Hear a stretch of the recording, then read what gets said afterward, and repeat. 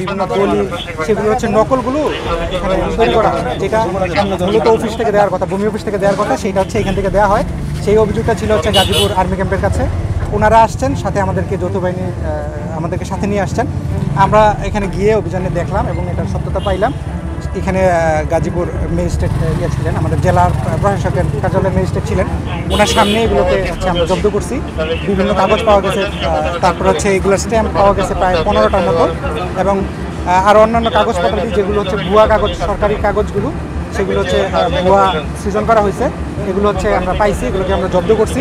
আমরা সংশ্লিষ্ট ধারায় নিয়মিত মামলা রুজুর জন্য আমরা ভূমি অফিসের যারা ওই যে রিডার থাকে, যারা হচ্ছে তুলনা করে দেখে কাগজগুলো মানে সত্যতা আছে কি নাই, পুরাতন কাগজগুলো সত্যতা আছে কি নাই, যেগুলো তুলনাকারী যারা থাকে তাদের কাগজগুলো এখানে, তাদের সিলগুলো এখানে রেখে তাদের সাইনগুলো ডুপ্লিকেট করা হয়।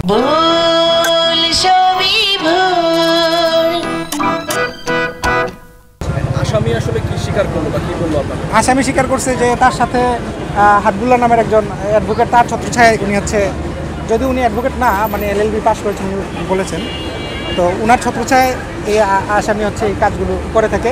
সাথে হচ্ছে বিভিন্ন লোকজন জড়িত আছে, তাদেরকে আমরা শনাক্তের চেষ্টা করতেছি।